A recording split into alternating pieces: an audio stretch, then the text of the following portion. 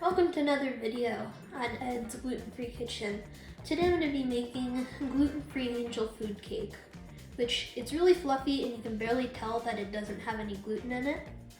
So what I'm going to do to get started is I have a food processor here that I've already put 3/4 a cup of powdered sugar in. And to that I'm going to add 3/4 a cup of gluten-free baking mix. What I'm using is King Arthur measure for measure flour. And another 1/4 cup of cornstarch. And what I already had in the machine was 3/4 a cup of powdered sugar. So it's 3/4 a cup of powdered sugar, 3/4 a cup of gluten-free baking mix, and then a 1/4 cup of cornstarch. Now this is going to get a quick blend for about 30 seconds to get everything mixed together. In order to not kill my lungs, I'm gonna let this sit for about 2 minutes so that all the dust particles can set. So I'm gonna just put this on the side, and I will be getting out a stand mixer to whip my egg whites, which I've already taken out so that they can come to room temperature. Right about now, before I start whipping my egg whites, I'm gonna preheat my oven to 350 degrees Fahrenheit or 176 degrees Celsius. Moving on, I'm gonna pour in 1.5 cups of egg whites that I've set out so that they can start coming to room temperature. It's better to just measure it because not every egg has the same amount of white in it. But right now I will just whip this on high until it starts to foam, and I'm gonna move on to my next step. To this, I'm gonna be adding 1/4 teaspoon of salt and 1.5 teaspoons of cream of tartar. Anyone who doesn't live in the US and you want to know metric measurements, I list both the grams and the cups and the temperatures in the description of every video. So in goes my salt and cream of tartar. Gonna let this whisk, and then I'm gonna add my vanilla and almond extracts. Now I'm gonna go in with a tablespoon of vanilla extract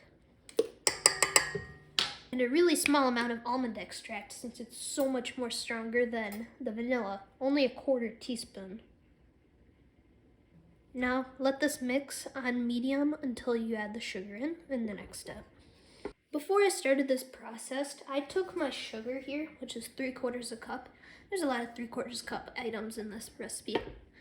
And I put it into a stand mixer and pulverized it. I'm not trying to turn it into powdered sugar, but it made the grain of the sugar a bit smaller, and it's gonna be easier for the egg whites to incorporate. So now beating on, for me, about 6 to an 8, I'm gonna add a tablespoon of sugar until this has reached stiff peaks. So just adding a tablespoon at a time, waiting for it to incorporate, and keep doing this until you have stiff peaks. And now I've reached my stiff peaks, and I'm gonna take out the whisk like I did there. I'm gonna add my flour 1/3 at a time, folding it in, trying not to deflate any of the air, because this is only leavening in it. And I'm just trying to keep it as fluffy as I can and just add and do this slowly. And then the next step after this gets it into the oven.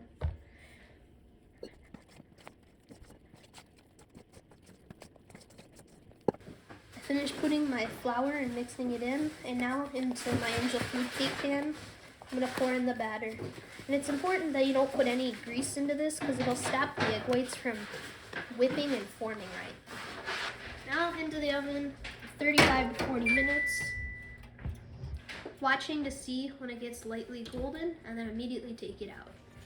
I took this out of the oven once it was golden brown. This took 35 minutes for me.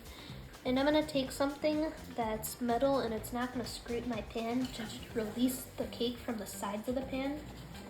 Now it'll pop out because it's a 2-piece pan, like this. And with your pan, you can now release the bottom, and it slides right out. So there you have it. This is how you make my version of angel food cake, gluten-free. If I slice into it, you can see it's super nice and fluffy, and you'll barely be able to tell that there's no gluten. The recipe's in the description. Hope you make it. Bye.